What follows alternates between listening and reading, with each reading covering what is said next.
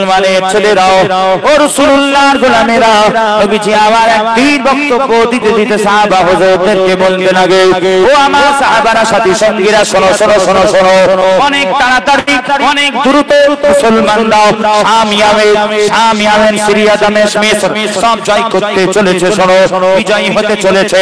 ও আমার সাহাবারা শোনো, আমি রাসূলুল্লাহ আমার পক্ষ থেকে তোমাদের কাছে একটা নসিহত, শোনো তোমরা যেন খবরদার খবরদার খবর দাও, আমি রাসূলুল্লাহ আমি হাবিবুল্লাহ আমার মদিনা ছেড়ে তোমরা যেন চলে যেও না।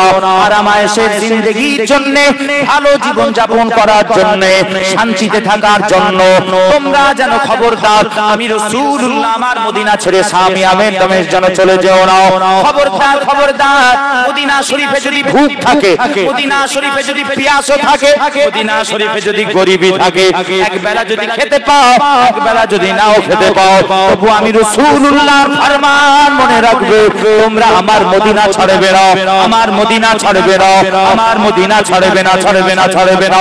কারণ আমি রাসূলুল্লাহ আমি হাবিবুল্লাহ মদিনাকে বড় ভালোবাসি, মদিনাকে বড় প্যার করি। ওই রোজ হাসরের ময়দানে, ওই কঠিন হাসরের দিনে আমি রাসূলুল্লাহ যেখানে থাকবো, মদিনায় যার মৃত্যু হবে আমি নবী আমার সাথেই থাকবে, আমার পাড়া প্রতিবেশী হয়ে আমার সাথে থাকবে। জোরে বলে, জোরে বলে, আরো জোরে, আরো জোরে।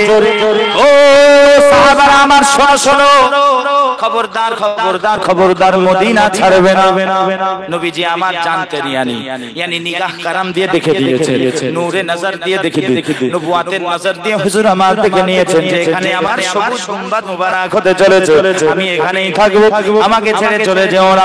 ও মুসলমান প্রশ্ন, উম্মতে মুহাম্মাদি প্রশ্ন, মদিনা শরীফে কি আছে?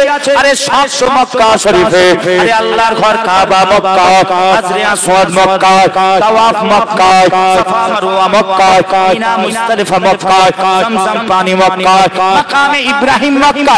আরে নামাজের সওয়াব বেশি মক্কায়, রোজার সওয়াব বেশি মক্কায়, সব মক্কায়। মদিনায় কি আছে, কি আছে, কি আছে? মদিনায় তো কাবা বাইতুল্লাহ নাই, হাজরে আসওয়াদ নাই, মদিনায় কি আছে? আল্লাহর কসম, আল্লাহর কসম, মদিনায় কাবার কাবা, কাবার কাবা, নবী মুস্তাফা শুয়ে আরাম করছেন। জোরে বলে।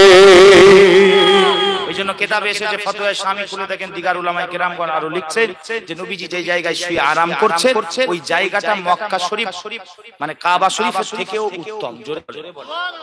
তারা লিখছেন এমনকি শুধু কাবা নয়, আল্লাহর ঘর শুধু নয়, বরং আল্লাহর আরশ, লৌহ কালাম, কুরসি থেকেও শ্রেষ্ঠ জায়গা।